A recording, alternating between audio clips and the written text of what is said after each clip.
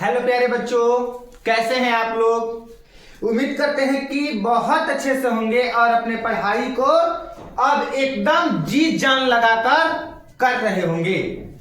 आज के क्लास में आप लोगों के लिए बाबू मैथ्स पढ़ाने वाले हैं। हम कौन सी क्या चीज पढ़ाने वाले हैं बाबू?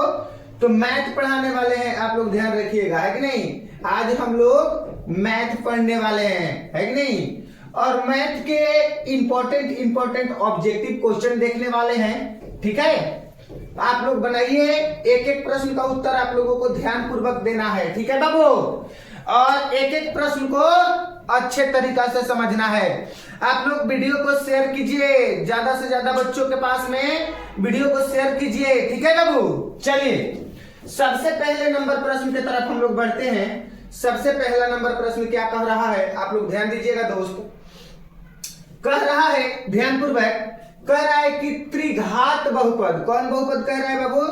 त्रिघात बहुपद, है नहीं। त्रिघात बहुपद का व्यापक रूप है। मतलब कि ये जो बहुपद लिखे गए हैं इनमें से त्रिघात बहुपद का व्यापक रूप कौन है? कौन त्रिघात बहुपद है? देखिए यानी कि अगर कोई बहुपद दिया गया है और उस बहुपद का जो अधिकतम घात होता है, मतलब सबसे अधिक घात होता है, वो बहुपद वही घाती बहुपद कहलाता है। देखिए इस बहुपद का अधिकतम घात 2 है, यानी कि इससे ये साबित होता है कि ये द्विघात बहुपद है। कौन घात बहुपद है बाबू? द्विघात है। इस बहुपद हम लोगों को क्या पूछा जा रहा है बाबू? तो त्रिघात पूछा जा रहा है। तो देखिए इस बहुपद का इसका तो अधिकतम घात 4 हो गया है, लेकिन इस वाला जो बहुपद है इस बहुपद का अधिकतम घात कितना है? 3 है। तो त्रिघात बहुपद हमारा कौन हो जाएगा? ऑप्शन नंबर सी हो जाएगा, ठीक है। आप लोगों को याद रखना है बाबू कि हम लोग का त्रिघात बहुपद कौन हो जाएगा? ऑप्शन नंबर सी हो जाएगा, ठीक है। चलिए आगे बताइएगा बाबू। देखिए कह रहा है कि एक घात वाला बहुपद कहलाता है, ठीक है। मतलब कि जो बहुपद एक घाती होता है, जो बहुपद है कि नहीं, बहुपद एक घाती होता है। क्या होता है? एक घाती होता है कि नहीं? होता है। क्या कहलाता है? एक घात वाला बहुपद कहलाता है। तो आप लोग याद रखिएगा बाबू, एक घात वाला बहुपद को हम लोग रैखिक बहुपद कहते हैं। एक घात वाला बहुपद को हम लोग रैखिक बहुपद कहते हैं। आप लोग याद रखिएगा बाबू, इंपॉर्टेंट क्वेश्चन है आप लोगों को परीक्षा के लिए, ठीक है। चलिए आगे बताइएगा दोस्त। देखिए क्या कह रहा है। कह रहा है कि 2 घात वाला, कौन घात वाला? यानी कि घात 2 वाले बहुपद को कहते हैं, है कि नहीं। घात 2 वाले बहुपद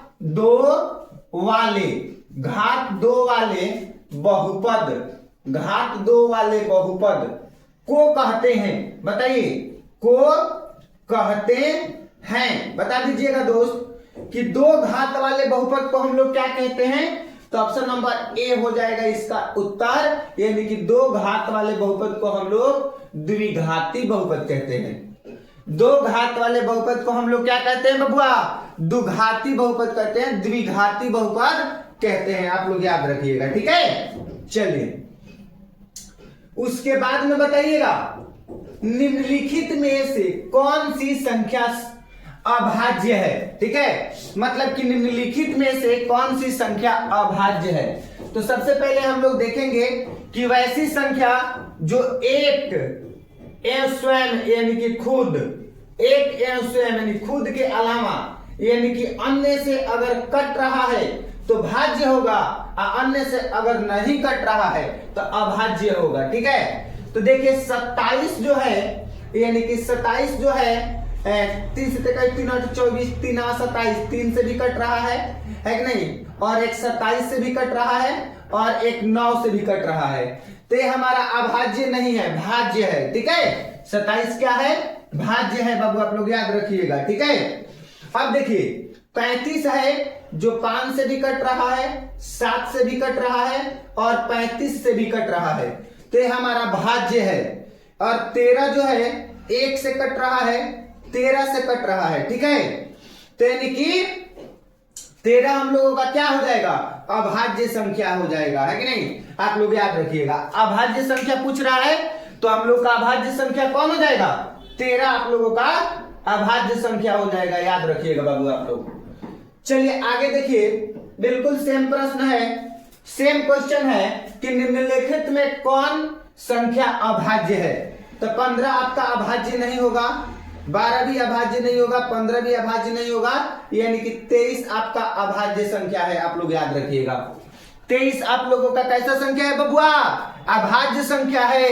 आप लोग याद रखिएगा बाबू, ठीक है। चलिए उसके बाद में आप लोग बताइएगा बाबू, आगे देखिएगा क्या कह रहा है, ध्यान से कह रहा है सबसे छोटी अभाज्य संख्या, मतलब कि सबसे छोटी अभाज्य और सबसे छोटी भाज्य, सबसे छोटी अभाज्य और सबसे छोटी भाज्य संख्या का गुणनफल है। मतलब सबसे छोटी अगर हम अभाज्य के बात करें, है कि नहीं, तो सबसे छोटी अभाज्य 2 हो जाएगा, और सबसे छोटी अगर हम भाज्य के बात करें तो सबसे छोटी भाज्य 4 हो जाएगा, और इनका गुणनफल करें यानी कि 2 गुने 4 बराबर तक कितना हो जाएगा, 8 हो जाएगा। तो आपका ऑप्शन नंबर सी सही उत्तर होगा, आप लोग याद रखिएगा, है कि नहीं। सबसे छोटी अभाज्य संख्या और सबसे छोटी भाज्य संख्या का गुणनफल पूछ रहा है, तो आप लोग याद रखिएगा इसका उत्तर 8 हो जाएगा, ठीक है। चलिए आगे बताने का प्रयास कीजिएगा बाबू, देखिएगा आगे क्या कह रहा है, सबसे छोटी अभाज्य संख्या है, बिल्कुल सबसे छोटी अभाज्य संख्या 2 होती है, आप लोग याद रखिएगा, सबसे छोटी अभाज्य संख्या 2 होती है बाबू, आप लोग याद रखिएगा, ठीक है। सबसे छोटी अभाज्य संख्या कितनी होती है, 2 होती है, आप लोग याद रखिएगा, ठीक है।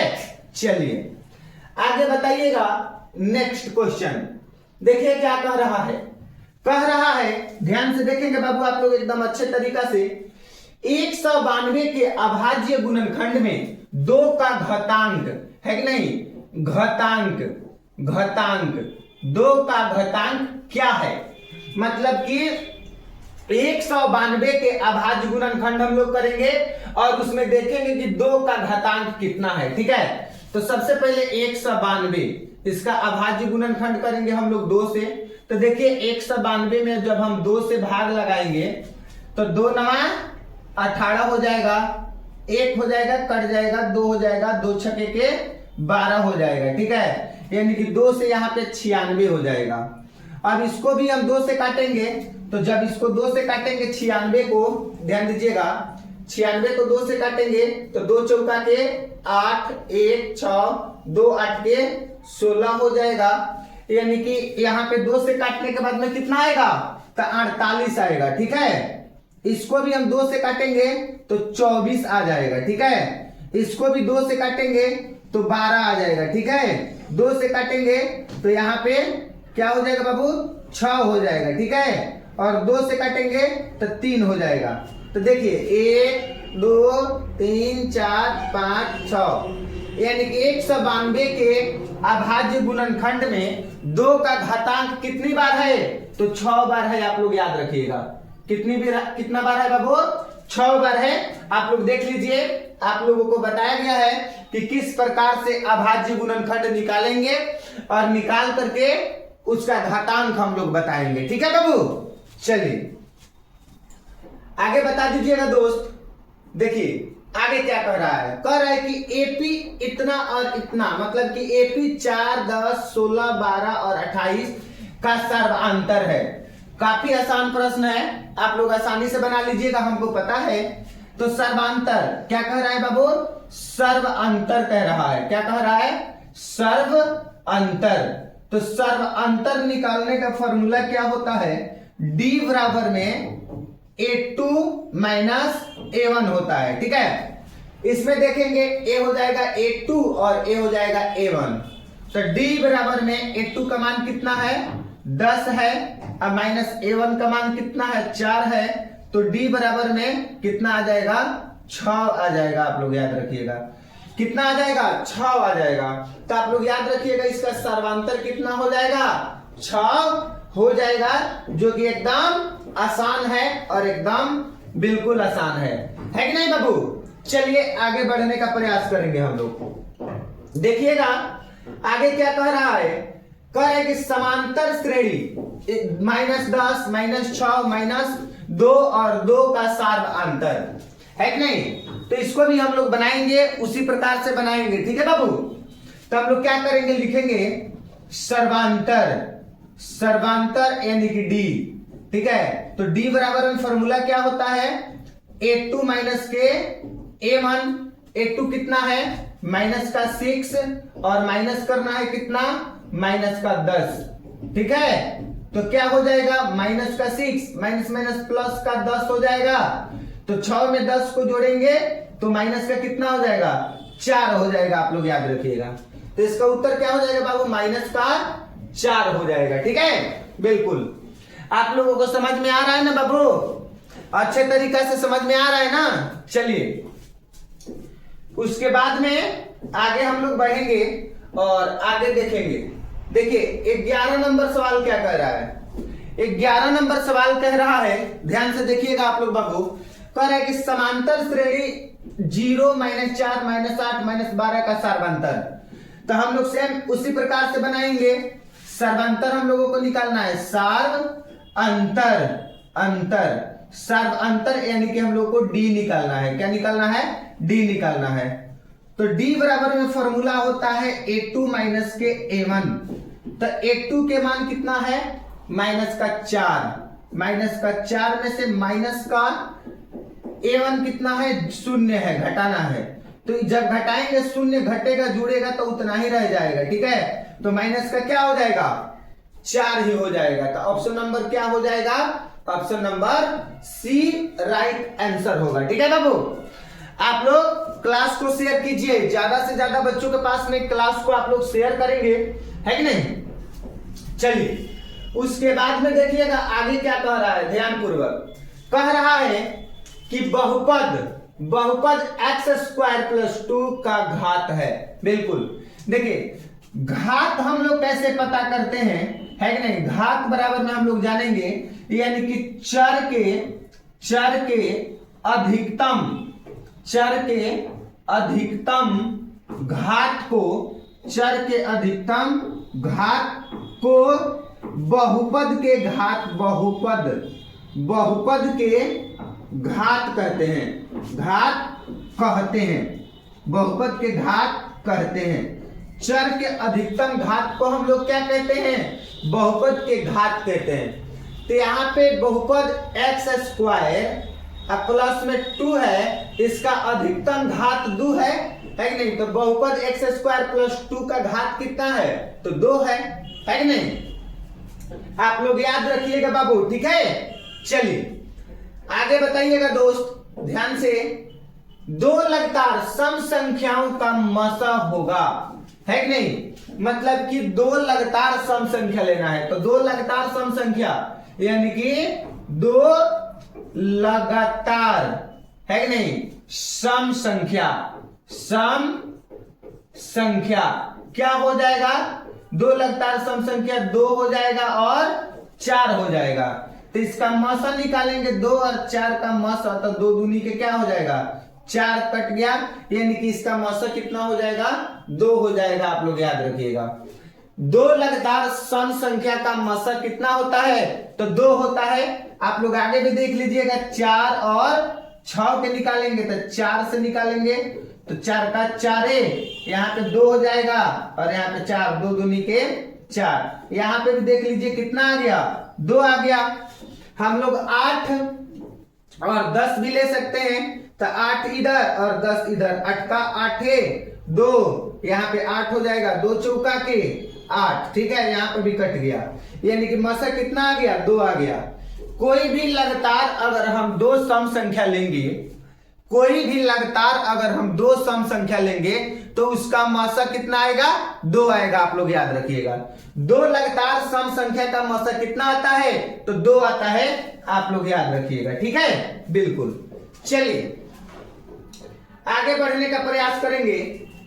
एक परिमेय संख्या बिल्कुल और एक अपरिमेय संख्या का योग कैसी संख्या होती है। अगर हम एक परिमेय संख्या को जोड़े और एक अपरिमेय संख्या को जोड़े तो एक परिमेय संख्या और एक अपरिमेय संख्या की जो योग होती है, मतलब कि जो जोड़ होती है, वो जोड़ कैसी संख्या बनाती है। यहाँ पे वही सवाल पूछा जा रहा है। तो आप लोग बताइए, क्या पूर्णांक संख्या? नहीं, बिल्कुल पूर्णांक संख्या नहीं। अपरिमेय संख्या? बिल्कुल आपका अपरिमेय संख्या होगा। एक परिमेय संख्या और एक अपरिमेय संख्या है कि नहीं, यानी कि परिमेय संख्या, परिमेय है कि नहीं, परिमेय संख्या, परिमेय प्लस में अगर हम परिमेय करें, परिमेय प्लस में अगर परिमेय करें तो आपका परिमेय होगा। आप लोग याद रखिएगा, है कि नहीं, क्या होगा? परिमेय होगा। ठीक है। अगर हम बात करें, है कि नहीं, यानी कि परिमेय, है कि ना, परिमेय में अगर हम अपरिमेय को जोड़े, है कि नहीं, परिमेय में अगर हम अपरिमेय को जोड़े तो यहाँ पे क्या होगा? अपरिमेय होगा। क्या होगा बाबू? अपरिमेय होगा। आप लोग याद रखिएगा। ठीक है, इस चीज को आप लोग याद रखिएगा। अगर परिमेय संख्या में परिमेय संख्या को जोड़ेंगे तो परिमेय संख्या, और परिमेय संख्या में अपरिमेय संख्या को जोड़ेंगे तो अपरिमेय संख्या। और आप कहिएगा आप लोग कि सर जी, अगर हम लोग अपरिमेय में अगर हम परिमेय संख्या को जोड़ते हैं, अगर हम परिमेय संख्या को जोड़ते हैं तो क्या मिलेगा? तो अपरिमेय मिलेगा। आप लोग याद रखिएगा, क्या मिलेगा? अपरिमेय मिलेगा। आप लोग याद रखिएगा। ठीक है बाबू, चलिए आगे बढ़िए। देखिए क्या कह रहा है। कह रहा है 234 के अभाज्य गुणनखंड में 3 का घात क्या है। मतलब कि 234 के अभाज्य गुणनखंड में हम लोगों को 3 का घात बताना है। यानी कि 234 के अभाज्य गुणनखंड में हम लोगों को क्या बताना है? तो 3 का घात बताना है। तो देखिए 234 का अभाज्य गुणनखंड हम लोग निकालेंगे, है कि नहीं। तो यहाँ पे देखिए 234 को अगर हम 2 से भाग देते हैं तो 2 एकम 2 कट गया 3, फिर 2 एकम 2 1 4, 2 सत्ते के 14, यहाँ पर 117 हो जाएगा 2 से। अब ये 2 से नहीं कटेगा तो हम लोग 3 से कटेंगे। कितना से काटेंगे बाबू? 3 से काटेंगे। तो 117 में जब 3 से भाग देंगे तो 3 3 का 9 हो जाएगा, यहाँ पे 2 हो जाएगा 7, यहाँ पे 9 3 के 27 हो जाएगा। यानी कि जब 3 से काटेंगे तो 39 आ गया, और 39 को जब हम 3 से काटेंगे, 39 को 3 से, तो 3 एकम के 3 कट गया 9, 3 त्रिका के 9 कट गया, तो यहाँ पर 13 हो जाएगा, है कि नहीं। इसको भी 3 से काटेंगे तो 3 चौका 12, 3 से नहीं कटेगा, 3 से नहीं कटेगा। ठीक है, ये नहीं कटेगा। तो 234 के अभाज्य गुणनखंड में 3 के घात कितनी बार? तो 3 के घात 2 बार, है कि नहीं। 3 का घात कितना बार आया है बाबू? 2 बार आया है। कितना बार आया है? 3 के घात 2 बार आया है। ठीक है, उम्मीद करते हैं कि आप लोगों को क्लास अच्छा से समझ में आया होगा। मिलते हैं अगले क्लास में, तब तक सभी प्यारे बच्चों को नमस्कार, जय हिंद।